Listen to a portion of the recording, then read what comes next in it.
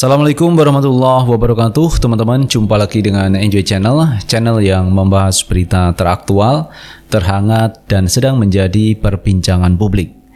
Sahabat Enjoy Channel, kali ini yang akan kita bahas mengenai koalisi partai politik atau kumpulan partai politik untuk mengusung capresnya di 2024. Karena teman-teman, untuk mengusung capres ternyata harus memenuhi presidensial threshold 20%. Dan hanya satu partai politik yang bisa mengusung, yaitu PDIP. Itu sudah bisa mengusung calon presidennya.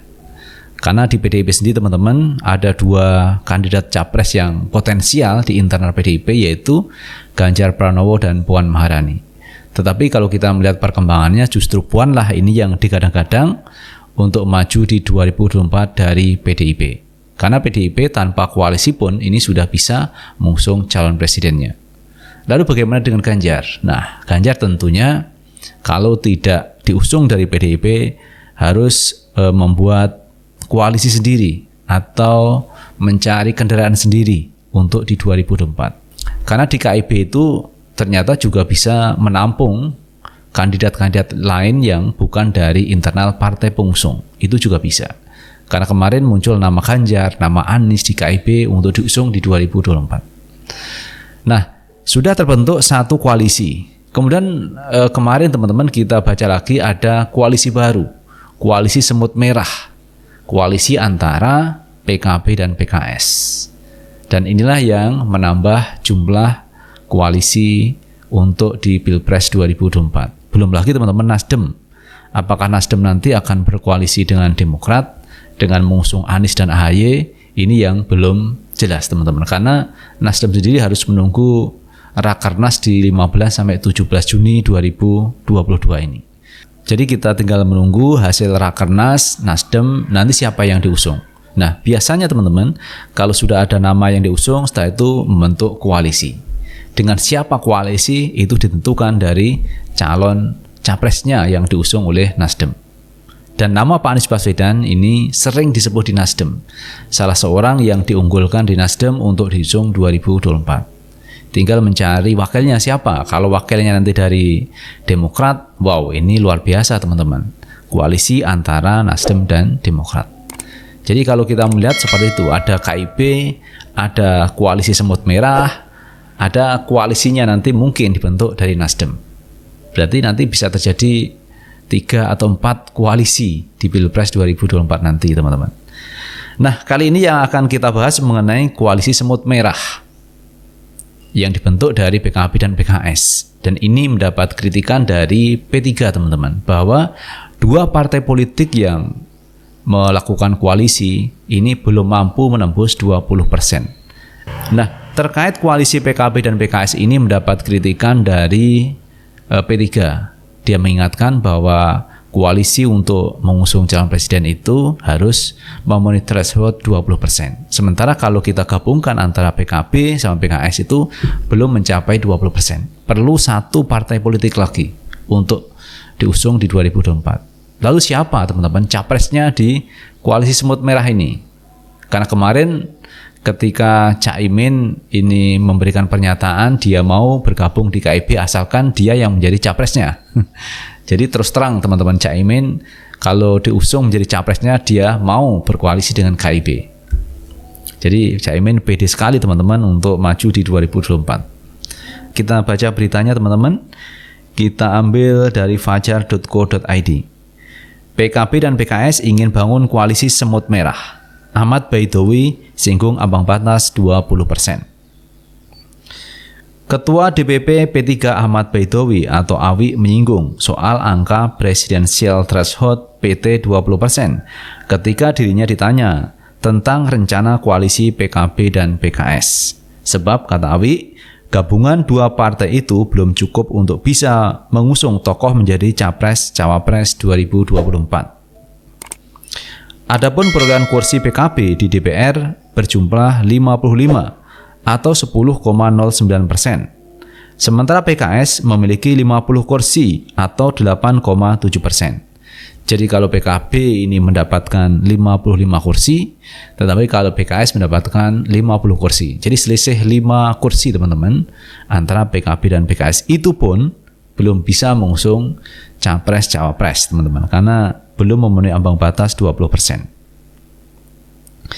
Kalau konstruksinya Pilpres 2024, ya koalisi dua partai itu belum cukup untuk mengusung calon presiden. Belum memenuhi 20% kursi DPR, kata Awi melalui layanan pesan Jumat 10 Juni 2022. Namun Wakil Ketua Baleg DPR itu tetap menghargai PKB dengan PKS yang berencana membangun poros kerjasama politik. Menurut dia, iklim politik makin bagus apabila jumlah koalisi menuju Pilpres 2024 beragam. Makin banyak koalisi, makin bekerja sama, ya makin bagus, ujar Awi. Dia mengatakan P3 untuk saat ini tidak berminat bergabung ke koalisi tersebut. Partai berlambang Ka'bah fokus ke koalisi Indonesia Bersatu bersama Golkar dengan PAN. Kami kan sudah bergabung ke koalisi, ujar Awi. PKS dan PKB menjajaki pembentukan koalisi yang disebut nama Koalisi Semut Merah. Hal itu diungkapkan oleh Sekjen PKS Habib Abu Bakar Al-Habsyi dan Wakil Ketua Umum PKB Jazilul Fawaid di Komplek Parlemen Senayan, Jakarta Pusat, Kamis 9 Juni 2022. Abu Bakar menjelaskan, koalisi itu berawal saat milad ke-20 PKS beberapa waktu lalu. Jadi pertemuan itu sebenarnya pertemuan perjodohan. Kami ingin bercinta di ruang yang dibuat untuk perkawinan. Jadi PKS membuka peluang, kata Habib Abu. Dia menjelaskan, dari banyak elit partai yang diundang, Ketua Umum PKB Muhaimin Iskandar menanggapi dengan positif. Langsung besoknya kami berdialog, PKS welcome, apalagi bersama dengan PKB, kata dia. Itu teman-teman terkait koalisi semut merah. Kenapa kok dinamakan semut merah teman-teman? Karena kalau kita bicara semut merah, itu semut yang kalau menggigit itu cukup panas di tubuh kita teman-teman. Jadi gigitannya itu cukup sakit. Itu adalah gigitan semut merah, apalagi semut merah yang besar teman. Wow, sakit sekali. Nah ini dipakai nama koalisi semut merah, koalisi PKB dan PKS. Tetapi kalau digabungkan teman-teman, PKB dan PKS itu belum mencapai threshold 20%. Perlu tambahan satu partai lagi untuk bisa mengusung teman-teman. Sementara di sisi lain ini sudah ada koalisi yang sudah terbangun, yaitu Golkar, PAN, dan P3. Dan ini visinya teman-teman kemarin disampaikan bahwa akan melanjutkan program dari Pak Jokowi. Jadi KIB ini programnya nanti akan bisa melanjutkan program yang sudah dilakukan Pak Jokowi. Nah, apakah ini bentukan dari istana atau tidak, atau ada campur tangan istana atau tidak, maka mereka sendiri yang tahu. Tetapi kalau kita lihat misi visinya ini punya kesamaan dengan program dari Pak Jokowi dan akan melanjutkan program Pak Jokowi. Lalu bagaimana dengan Pak Anies Baswedan? Masuk kemana Pak Anies Baswedan nanti? Sementara elektabilitas Pak Anies cukup tinggi dibanding dengan Erick Thohir, Muhaimin Iskandar, Airlangga Hartarto, Khofifah, maka Pak Anies ini jauh lebih tinggi dari mereka karena tiga besar elektabilitas itu ada di Pak Prabowo, Pak Ganjar, dan Pak Anies. Jadi tiga orang ini teman-teman naik turunnya berdasarkan survei dari lembaga survei itu calon potensial di 2024. Tetapi sampai hari ini teman-teman, tiga orang ini belum bersuara apakah bersedia untuk maju di 2024 atau tidak. Karena masing-masing seperti Ganjar Pranowo ini masih menjadi gubernur. Tentu tidak elok kalau berbicara mengenai Pilpres. Demikian juga Pak Anies Baswedan masih menjadi gubernur DKI Jakarta. Ini juga tidak etis kalau dia mengatakan sanggup menjadi calon presiden. Kecuali teman-teman, kalau Pak Anies ini sudah tidak menjabat sebagai gubernur. Di Oktober nanti, Pak Anies akan selesai menjabat sebagai gubernur DKI Jakarta selama 5 tahun. Nah, sementara kalau kita lihat teman-teman, legacy atau peninggalan warisan dari Pak Anies Baswedan ini cukup banyak selama Pak Anies menjabat sebagai gubernur DKI Jakarta. Yang terakhir teman-teman yang kita lihat cukup besar, yaitu mengenai Jakarta International Stadium JIS. Ini warisan Pak Anies yang luar biasa. Karena ini stadium terbesar di dunia, nomor 2 di dunia. Demikian juga dengan event yang baru digelar yaitu Formula E. Itu juga cukup besar efeknya. Karena diliput di 150 negara. Meliput kegiatan Formula E di Jakarta. Itu artinya teman-teman, Pak Anies mampu membawa nama harum Indonesia ke kancah internasional. Dan mestinya ini diapresiasi. Tetapi sayang teman-teman, kemarin Formula E ini tidak dibantu oleh Badan Usaha Milik Negara yang dipimpin oleh Erick Thohir. Kenapa kok tidak membantu Pak Anies Baswedan? Katanya proposalnya itu mendadak, mendesak. Sehingga perlu pengkajian yang cukup lama. Mestinya proposal itu disampaikan 3 bulan, 2 bulan, setahun yang lalu. Setelah itu BUMN akan mengkaji terkait proposal itu dan mungkin akan di-ACC. Alasan waktu teman-teman yang membuat Formula E tidak di-ACC untuk bisa disponsori oleh Badan Usaha Milik Negara. Tetapi itu pun kata DPR dari fraksi PDIP teman-teman bukan menjadi sebuah alasan. Karena untuk memutuskan seperti itu bukan waktu yang rumit. Apalagi Pak Jokowi kemarin sudah meninjau lokasi sebelum Formula E itu digelar. Memastikan kesiapan Formula E. Itu dikunjungi Pak Jokowi. Nah mestinya Menteri Erick Thohir itu bisa menganalisa, bisa melihat apa sih yang diinginkan Pak Jokowi. Pak Jokowi tentu menginginkan agar Formula E itu sukses.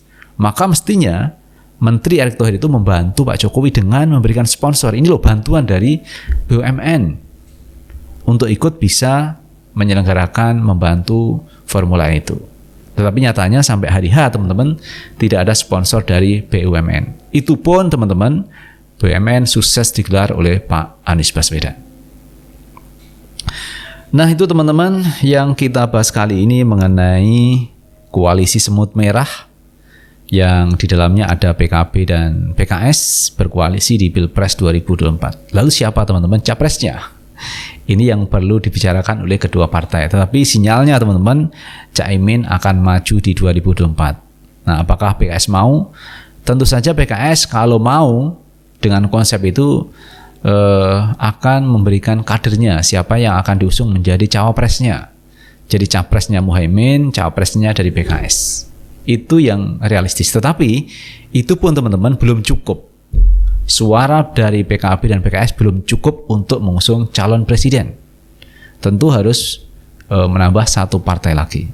Dan untuk berkoalisi seperti itu juga tidak mudah teman-teman. Karena masing-masing ketua umum partai politik itu juga ada yang berkeinginan untuk maju di 2024. Seperti Pak Prabowo Subianto itu juga diinginkan oleh kadernya, anggota dari Gerindra supaya Pak Prabowo itu maju di 2024. Tetapi kemarin ketika ada kunjungan Pak Prabowo ke tempatnya Pak Surya Paloh, ditanya oleh wartawan, apakah presiden itu harus dari Pak Prabowo sendiri?